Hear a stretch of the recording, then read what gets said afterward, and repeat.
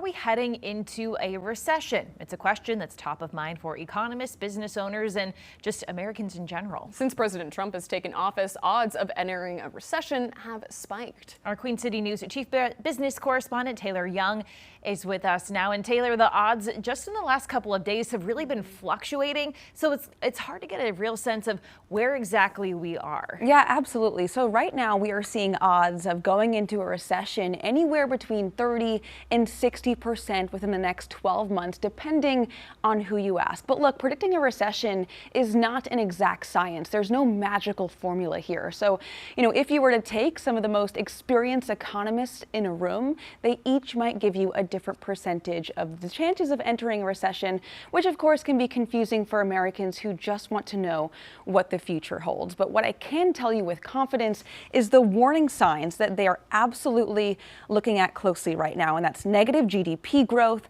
a rising unemployment rate, negative manufacturing activity, and reduced consumer spending. Right now, we are seeing alarm bells ringing across all of those sectors. And unlike previous recessions, the common denominator here is the impact and continued uncertainty surrounding tariffs. All right, so obviously we've been talking about tariffs for a while.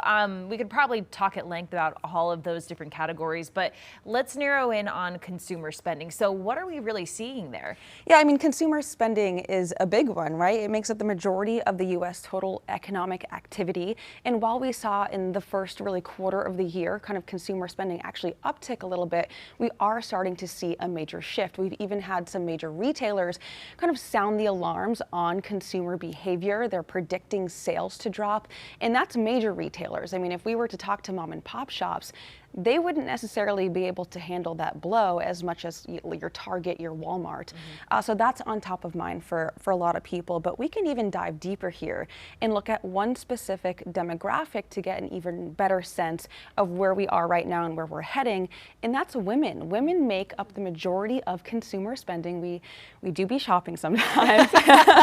Around 80% of consumer spending, and we are starting to see major cutbacks on that side of things. And one of the biggest cutbacks is to lifestyle cuts. So people are getting their hair done less, going to the salon less, doing more DIY care at home, and that tends to be a really big indicator of the potential of entering a recession, and we are seeing that right now. Seeing that on social media, a lot of people talking about recession blonde. Yeah. People get highlights going less Trends can come out of this. Blonde. That's true. So if we are to enter a recession here, other than maybe changing up the hair, changing up the lifestyle, what other ways are people looking to prepare? Well, there's absolutely a lot of practical steps that anyone can take during this time. I think the biggest one is just making sure that you have an emergency fund. That's 3 to 6 months of kind of your average bills, that just in case, times do get rough, potentially there's layoffs, you do have that cushion just in case. I think another one is kind of paying down your high interest debt. That could be credit cards, which of course we know carries the highest interest rate,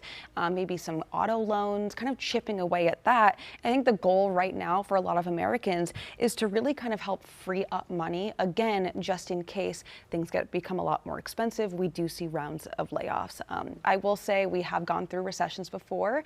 I don't think there's anything wrong with being prepared just in case it happens. Absolutely. All right, Taylor, thank you so much.